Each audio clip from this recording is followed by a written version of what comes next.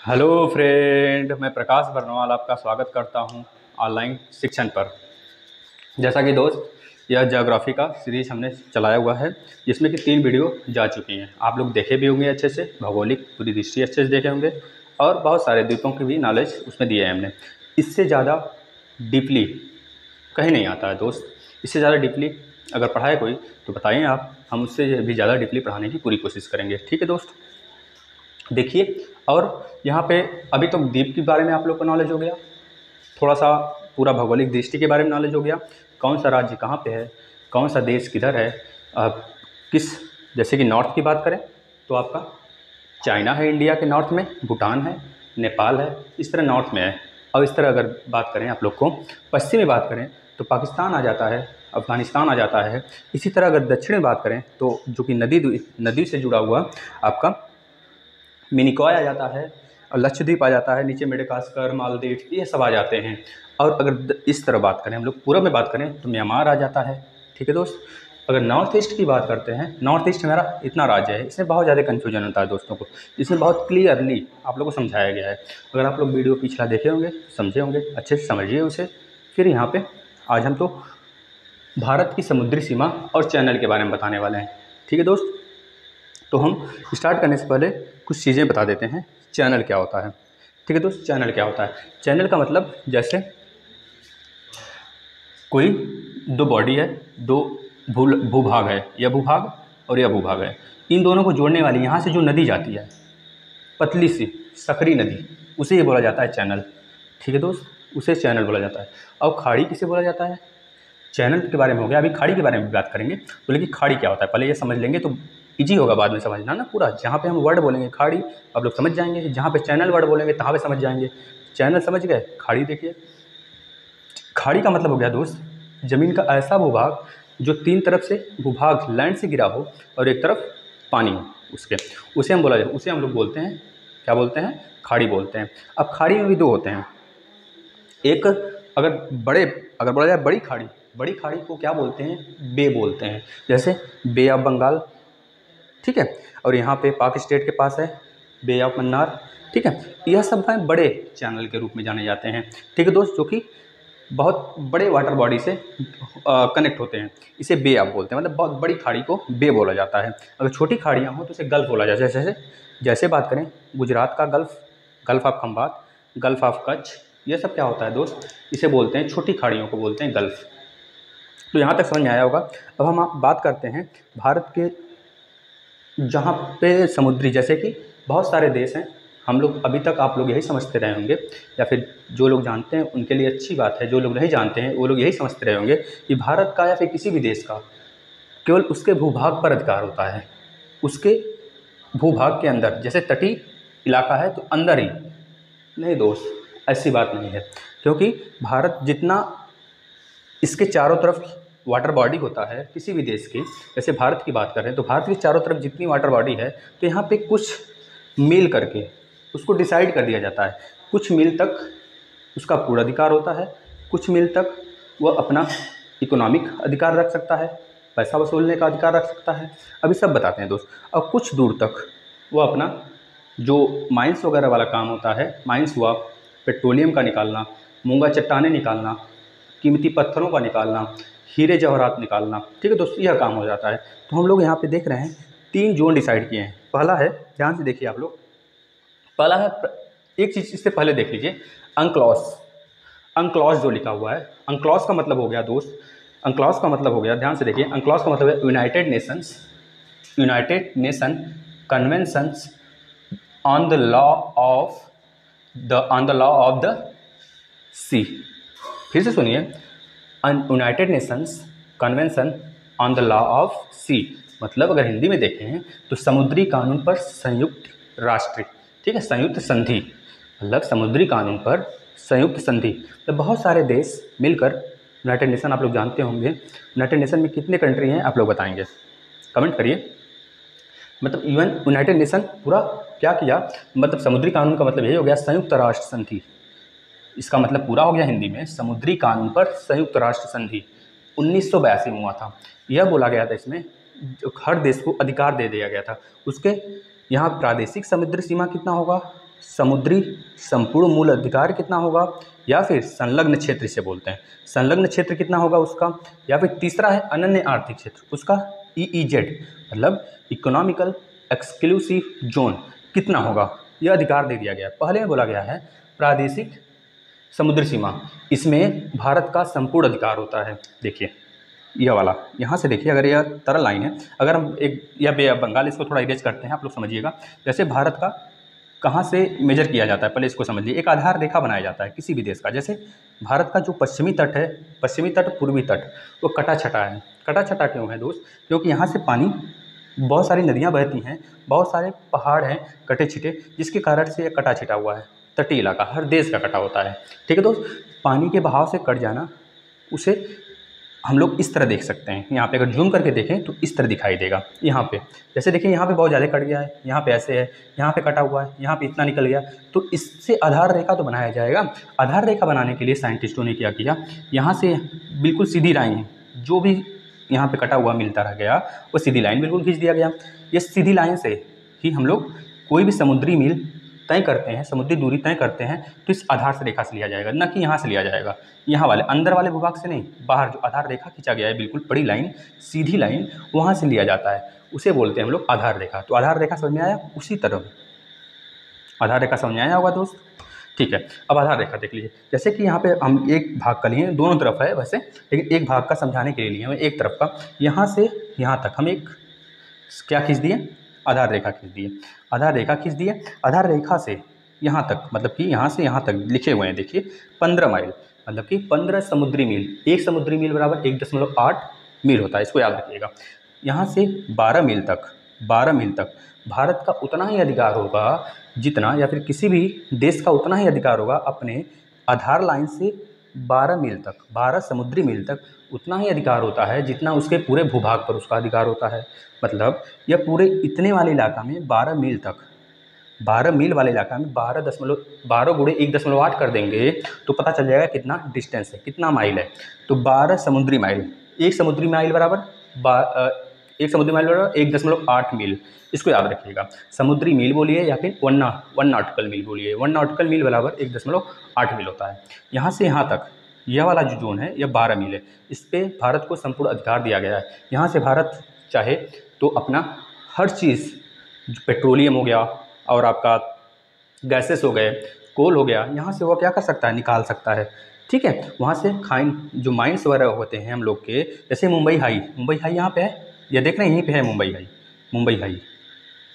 High करके यहीं पे है। और यहाँ से लगभग मुंबई हाई से लगभग 65% गैस, पेट्रोलियम, ये सब निकाले जाते हैं। अब सोचिए आप लोग, इस तरह कितने होंगे हाई, अभी तो पता भी नहीं है कितने हैं। इस तरह अगर मुंबई हाई की बात कर लें हम लोग, ये जो है हम लोग का, इस तरह बहुत सारे तट पे होंगे, लेकिन बहुत सारा हम लोग को पता है, बहुत नहीं पता है। उसी में से एक मुंबई है। इस केवल मुंबई से अकेले केवल मुंबई से अकेले यहाँ से 65% पेट्रोलियम और गैसेस निकाले जाते हैं इंडिया के लिए, और देश में व्यापार भी होते हैं बहुत सारे। लेकिन यहाँ से देखिए आप लोग, इस समुद्र से कितना ज़्यादा हम लोग को खजाना मिल रहा है, खजाना ही कहेंगे दोस्तों से, क्योंकि पेट्रोलियम, कोल, ये सब क्या है, देश का खजाना ही तो है। अब देखिए, यह चीज़ समझ में आ गया, 12 मील तक यहाँ पे पूरा संपूर्ण अधिकार होता है इंडिया का, मतलब किसी भी देश का संपूर्ण अधिकार है। तो भारत की बात कर रहे हैं तो केवल भारत की बात करेंगे, पूरा अधिकार है।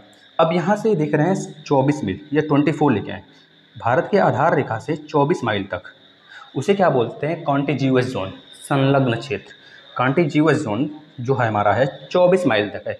इसमें भारत क्या कर सकता है, साफ़ सफाई का अधिकार है, भारत इसको साफ़ सफाई करेगा। यह UN बोलता है, यूनाइटेड नेशन, इसे साफ़ सफाई नहीं करेगा तो उसके ऊपर कार्रवाई वगैरह की जा सकती है। जिस देश, अगर कोई देश अपने 24 मील तक दूरी को, 24 नॉटिकल मील दूरी को अगर साफ़ सफाई नहीं करता है, ठीक है, उसके ऊपर जुर्माना भी लगाया जा सकता है, ठीक है दोस्त, ये तो अलग बात है। अब देखिए, यहाँ से 24 मील तक क्या क्या कर सकता है, इसके बारे में सुनिए। कोई भी देश यहाँ से जो 24 माइल है, यहाँ पे साफ़ सफाई, सीमा शुल्क वसूली, वहाँ पे आप लोग देखिए, वहाँ पे देखिए हम लिखे हैं, हमको नहीं देखने की जरूरत है, यहाँ पे आप लोग देखिए। और वित्तीय अधिकार, जैसे अगर बात करें, अगर कोई जहाज़ अफ्रीका से आता है, इधर अफ्रीका है, मेडागास्कर नीचे है, कोई भी जहाज़ दूसरे देश से अगर आता है भारत के इस सीमा में, संलग्न वाले क्षेत्र में, मतलब कि आधार रेखा से 24 नॉटिकल मील तक अगर एंट्री कर जाता है, तो उसको, भारत को, उसको जो है, उस जहाज़ वाले को, उस देश को, भारत को सीमा शुल्क देना होगा, या फिर अगर अचानक घुस जाता है तब भी उसे सीमा शुल्क देना होगा। अगर ज़्यादा परेशानी वाली बात हो जाती है तो इसके ऊपर कार्रवाई भी की जा सकती है। तो ये आप लोग को समझ में आया होगा। यहाँ तक भारत को वित्तीय भी अधिकार प्राप्त है। मतलब 3 चीज़ याद रखिएगा मोटी मोटा, साफ सफाई का अधिकार, सीमा शुल्क का अधिकार, सीमा शुल्क वसूली का अधिकार और वित्तीय अधिकार। ठीक है दोस्त, हम लोग चलते हैं 200 नॉटिकल माइल। अब यहाँ से 200 मतलब कि जो आधार रेखा है उससे 200 माइल तक भारत को क्या क्या अधिकार मिला हुआ उसको देखिए। संसाधनों का दोहन का अधिकार, मतलब भारत क्या कर सकता है, यहाँ से अगर आधार रेखा है, यह आधार रेखा से 200 माइल तक वह पूरे जितने भी संसाधन हैं, मूंगा चट्टानें हो गई, पेट्रोलियम हो गया, हीरे जवाहरात हो गए, डायमंड्स हो गए, ठीक है, महंगे महंगे पत्थर आते हैं। तो मूंगा चट्टान हम तो आज अंगूठी नहीं पहने, नहीं दिखाते आप लोग को। यहाँ पे पूरा मूंगा वाला होता है जिसमें कि पूजा पाठ करने वाले पुजारी लोग बोलते हैं कि इससे एनर्जी आती है, शरीर को थोड़ा एनर्जेटिक हो जाता है मूंगे वाले चट्टान पहनने से। होता है कि नहीं होता है आप लोग जानते होंगे, ठीक है। पूजा वह तो खैर अलग बात है, उस पर हम लोग नहीं जाएंगे, हम लोग यहाँ पे देखते हैं अपना। तो 200 माइल मतलब यहाँ से लेकर 200 माइल तक, यहाँ से लेकर आधार रेखा से लेकर 200 माइल तक इंडिया का क्या अधिकार है, संसाधनों का दोहन का अधिकार है। पहला देखिए संसाधनों का दोहन का अधिकार 200 नॉटिकल मील तक। 1 नॉटिकल मील बराबर 1.8 मील, इसको याद रखिएगा। अब 200 में अगर 1.8 का गुणा कर देंगे तो उतना माइल आ जाएगा। ठीक है दोस्त, अब देखिए संसाधनों का दोहन का अधिकार हो गया। नए द्वीपों का निर्माण, जैसे आप लोग को पता है इसमें मंगलयान पे 393 अभी चाइना का गया है मंगलयान 393। इससे पहले यूएई भेज चुका है, यूएई भेजा था, यूएसए भेज चुका है, भारत भी भेज चुका है। आने वाले समय में इतना ज़्यादा आबादी या फिर इंडिया को या फिर साइंटिस्ट को कह लीजिए, पूरे देश के साइंटिस्ट को यह लग रहा है, हमेशा लगता है कि एक समय ऐसा आएगा कि अर्थ पे जीवन खत्म हो जाएगा। इस वजह से अभी से लोग क्या कर रहे हैं, दूसरे ग्रहों पे जीवन की स्थापत्य के लिए खोज कंटिन्यूअस है, इसमें कंटिन्यू है, ऑलरेडी जाते रहते हैं हमेशा। आप लोग को पता होगा जैसे कि अभी तियानवेन फर्स्ट किसका गया है, चाइना का। इसी तरह भारत का भी 2012 में जा चुका है। ठीक है दोस्त, तो मंगलयान पे हो गया, मंगल पे हो गया, और ग्रह हो गए। जैसे कि हमारे पास 8 ग्रह हैं, हम लोग के सौर मंडल में 8 ग्रह हैं। 8 ग्रह बुध, शुक्र, पृथ्वी, मंगल, बृहस्पति, शनि, अरुण, वरुण, इस तरह है। बाद में प्लूटो था, प्लूटो को 2006 में निकाल दिया गया, मतलब ग्रह के फील्ड से निकाल दिया, क्योंकि वह अदर ग्रहों का रास्ता काटने लगा, जिसके कारण से उसके अगर क्षेत्र में आ जाता है, उसके अगर कक्षक में आ जाता था दूसरे ग्रह के, तो वहाँ पे बहुत ज़्यादा संभावनाएं बन जाती थी कि लड़ सकता है। तो ऐसा इस वजह से उसको निकाल दिया गया। ग्रह बहुत छोटा बौना ग्रह उसे जाना जाता है।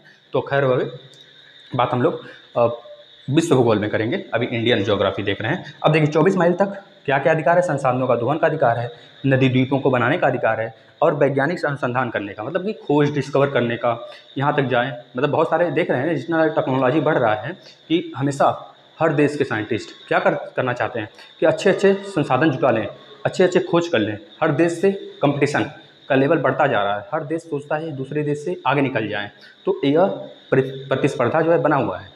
इसी कारण से यहाँ तक 200 माइल तक हर देश को ये अधिकार दिया गया है। वह चाहता है अगर नए द्वीपों का निर्माण करना तो नया द्वीप बसा सकता है, संसाधनों का दोहन कर सकता है अपने आवश्यकता अनुसार, और ज़्यादा भी कर सकता है, और वैज्ञानिक अनुसंधान अधिकार भी उसे प्राप्त है। इतने सारी चीज़ें हम आपको बता दिए। ठीक है दोस्त, अब आगे चलते हैं। यहाँ पर देखते हैं ये खंबात है, ये गल्फ ऑफ खंबात है। गल्फ ऑफ खंबात में यहाँ से अमरकंटक पहाड़ियाँ हैं, अमरकंटक पहाड़ी से नर्मदा नदी और ताप्ती नदी निकलती हुई कहाँ पे आ जाती है, इस खंबात की खाड़ी में गिरती है। इसे बोलते हैं गुजरात का दक्षिणी तट। गुजरात के दक्षिण में कौन सी खाड़ी अगर पूछा जाता है बताएंगे तुरंत खंबात की खाड़ी है। अगर गुजरात के पश्चिम में कौन सी खाड़ी है तो आप बताएंगे तुरंत कच्छ की खाड़ी। ठीक है, और यहीं पे इंडिया का सबसे पश्चिमी पॉइंट, इसे गौरमाथा बोलते हैं, जो कि पाकिस्तान के साथ बॉर्डर शेयर होता है। और सबसे पूर्व में देखा जाए तो किबिथु है, और सबसे नीचे देखा जाए तो क्या है दोस्त, इंदिरा पॉइंट है, जो कि अंडमान निकोबार में 6 डिग्री 4 मिनट, और सबसे ऊपर देखा जाए तो इंदिरा कॉल है। ठीक है दोस्त, अब जैसा कि हम लिखे हैं भारत की समुद्री सीमा के बाद चैनल की बात कर लेते हैं। चैनल देखिए, चैनल का मतलब हो गया, बताया चैनल का मतलब दो भूभाग हो, कोई दो भूभाग हो, और इसके बीच में ऐसे पतली नदी कोई जाती हुई हो, इसे ही बोला जाता है चैनल। ठीक है दोस्त, अब देखिए आप लोग आगे देखिए। अब देखिए यहाँ पे देखा जाए तो श्रीलंका, नीचे देखा जाए भारत के दक्षिण में तो श्रीलंका है, श्रीलंका है। और ये पूरा यहाँ पे भारत के दक्षिण में कौन सा सी अगर पूछा जाए बताएंगे इंडियन ओशियन है। अब आप लोग एक चीज़ बताएंगे, हम तो बता देंगे सबसे ज़्यादा बॉर्डर शेयर करने वाला इंडियन ओशियन से कौन सा देश है। हम बता देते हैं क्रम से कितने देश आते हैं। जैसे कि जब इंडिया हो गया, इंडिया के बाद नीचे जाएंगे तो मेडागास्कर, मालदीव, ठीक है दोस्त। फिर अगर उधर जाएंगे तो हमारा आ जाता है क्या, यह श्रीलंका भी हो गया। उधर जाएंगे तो इंडोनेशिया आ जाता है दक्षिण में। इंडोनेशिया के बाद मेडागास्कर तो हो गया, फिर उसके बाद मालदीव भी हो गया। फिर उसके बाद मैरूटियस जहाँ पे यूके का अधिकार है, यह भी एक तरह से आपका क्या है, द्वीप है, ठीक है दोस्त। उसके बाद सेचल भी द्वीप है। और देखा जाए तो और श्रीलंका कितने हो गए, 1 2 6 7, हाँ दोस्त इतने हैं। और इसमें 1 2 शायद छूट रहा है, उसको आप लोग देखिएगा और आप लोग ये बताएंगे इंडियन ओशियन से सबसे ज़्यादा बॉर्डर शेयर करने वाला कौन सा देश है, ठीक है दोस्त। इसको नोट कर लीजिएगा अच्छे से, ठीक है। अब चैनल के बारे में बात कर लेते हैं। जैसे आप लोगों को पता है ये हमारा कोको चैनल है, हमारा नहीं म्यांमार का, इसमें म्यांमार का अधिकार है कोको चैनल, जो कि अराकान योमा पर्वत से इंडिया और म्यांमार अलग होता है जब, तो यही वाला कट छट के यहाँ पे आ जाता है थोड़ा सा। और इसी से अराकान योमा पर्वत से ही अंडमान निकोबार का उत्पत्ति हुआ है। अंडमान निकोबार को ही मरकत द्वीप बोलते हैं, अंडमान निकोबार को मरकत द्वीप बोलते हैं, इसको ध्यान रखिएगा, मरकत द्वीप, ठीक है दोस्त। मरकत द्वीप के नाम से जाना जाता है। यहाँ पे यह वाला कौन सा है अंडमान है, देखिए उत्तरी अंडमान, मिडल अंडमान, दक्षिणी अंडमान, इसके बाद यह है लिटिल अंडमान और एक कार निकोबार लिटिल अंडमान के बीच में 10 डिग्री चैनल है।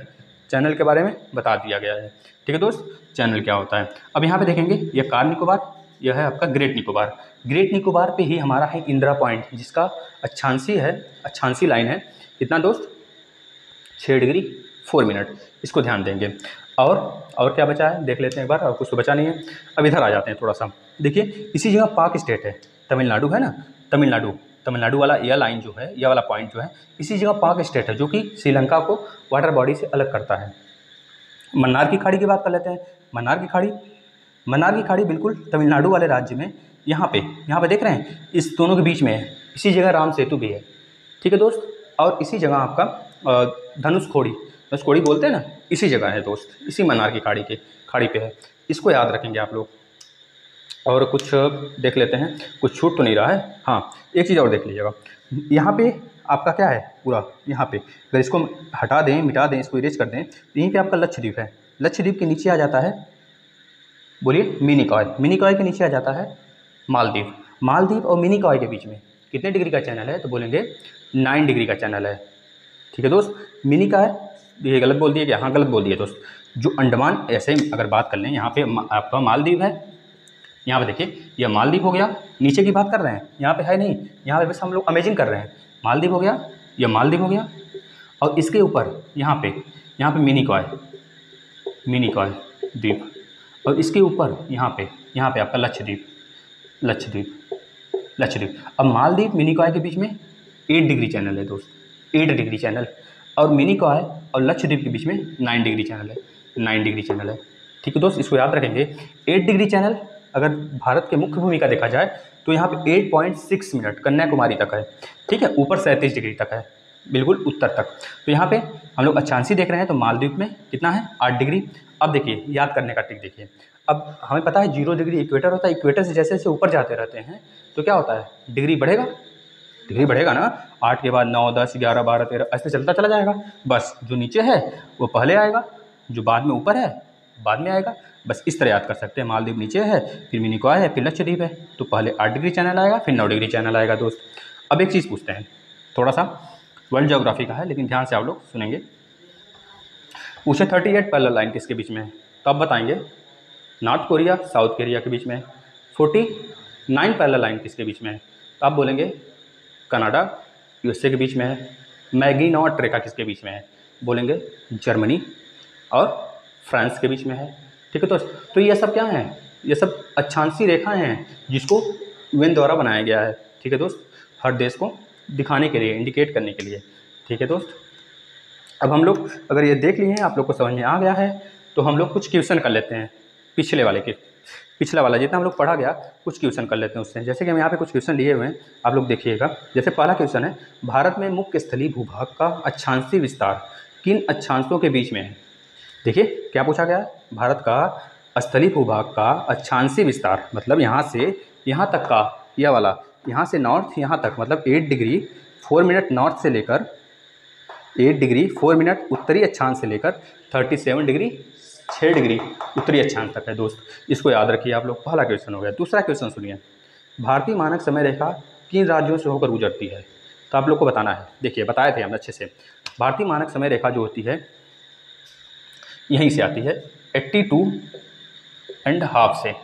82.5 मानक समय रेखा है जो कि ग्रीनविच से उसका मानक लिया गया है। ठीक है, इधर ग्रीनविच है, इधर बिल्कुल पश्चिम में, यहाँ से मानक समय, मतलब ग्रीनविच और इंडिया के समय में कितना अंतराल है, बोलेंगे 5.5 घंटे का। यह सब समझाया गया है, आप लोग पिछला वीडियो देखिए, सिर्फ यहाँ पे क्वेश्चन बता रहे हैं दोस्त। अब देखिए ये कहाँ से जाता है, अगर बोला जाए इसका केंद्र कहाँ पे है, सेंटर कहाँ पे, मानक समय रेखा कहाँ से गुजरती है, उसका मुख्य कहाँ पे है, तो आप बोलेंगे इलाहाबाद के नैनी में। ठीक है दोस्त, देखिए कहाँ से हो जाता है। 82.5 है यूपी में आएगा, यूपी से एमपी, ये वाला एमपी वाला इलाका है, ये पूरा एमपी का इलाका है। एमपी से ये चला जाएगा छत्तीसगढ़, इधर छत्तीसगढ़ है, इधर छत्तीसगढ़ से होते हुए इधर उड़ीसा आ जाता है। ठीक है दोस्त, यहाँ पे उड़ीसा है, पश्चिम बंगाल के बिल्कुल सटा हुआ, यहाँ पे उड़ीसा है, यहाँ पे उड़ीसा है। उड़ीसा से निकलते हुए आंध्र प्रदेश से होते हुए बंगाली खाड़ी में चला जाता है दोस्त। नेक्स्ट क्वेश्चन देखते हैं, भारत में शीर्ष 5 तटरेखा वाले राज्य क्रम से कौन से हैं?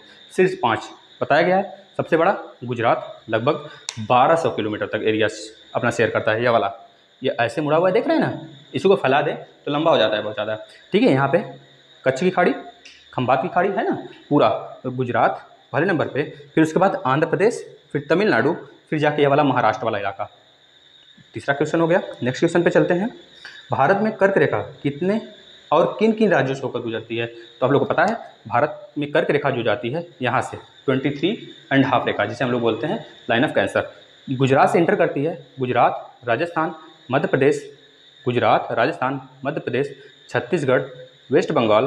ठीक है दोस्त, छत्तीसगढ़, झारखंड, यहाँ पे देखिए 1 गुजरात, 2 राजस्थान, 3 मध्य प्रदेश, फिर 4 छत्तीसगढ़, 5 झारखंड, 6 वेस्ट बंगाल पश्चिम बंगाल और 7 त्रिपुरा, 8 मिजोरम।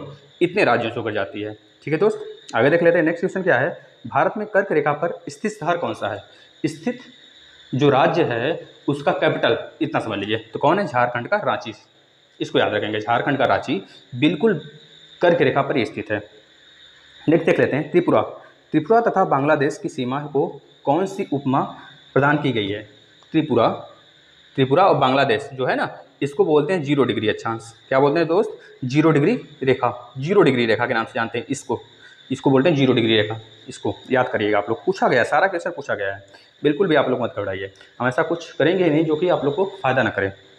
भारत का कौन सा राज्य बांग्लादेश से 3 तरफ से घिरा हुआ है? बस वही त्रिपुरा है। देखिए यह पूरा बांग्लादेश, इधर पूरा बांग्लादेश, यह केवल एक तरफ इंडिया का बॉर्डर जो असम है।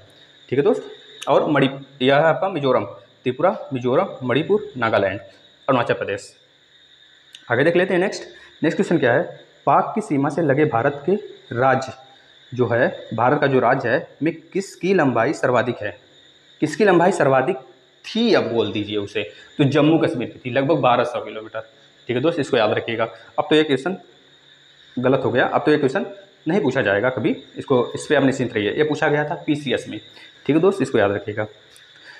नेक्स्ट देखिए, पाक किस रेखा के सहारे कच्छ के रण का बंटवारा चाहता है? जो पाकिस्तान है, किस रेखा के सहारे, जो यहाँ पे गौर माता है, यहाँ पे एक लेक है, झील है, उसी को बोलता है ये पूरा मेरा है। ठीक है, लेकिन वहाँ पे 24 डिग्री अक्षांश या 24 डिग्री अक्षांश है, इसी के सहारे बोलता है। इसमें आधा भारत तो बोलता है, इसमें आधा आपका है आधा मेरा है, लेकिन यह क्या कहता है? पूरा मेरा है। ठीक है दोस्त, इस वजह से हमेशा विवादित रहता है ये जगह, इसे बोलते हैं गौर माता, 24 डिग्री अक्षांश, इसको याद रखिएगा। नेक्स्ट देखिए, सर रेडक्लिफ द्वारा भारत पाक के मध्य अंतर्राष्ट्रीय सीमा का निर्धारण कब किया गया था? क्या नाम है जो निर्धारण रेखा है, कब किया गया था और उसका नाम क्या है, दोनों बताइए। ठीक है, देखिए यहाँ से यहाँ तक जो लाइन है उसे बोलते हैं डुरंड लाइन, डुरंड लाइन बोलते हैं। डुरंड नहीं दोस्त, इसे बोला जाता है Radcliffe line, sorry Radcliffe line बोला जाता है। इसको 15 अगस्त 1947 को किया गया था सर रेडक्लिफ द्वारा, इसको याद रखिएगा आप लोग। जो डुरंड लाइन है उसको बता देते हैं, वो अफगानिस्तान और पाकिस्तान के बीच में है, पहले भारत के साथ था। वेट न करते हुए आगे चलते हैं।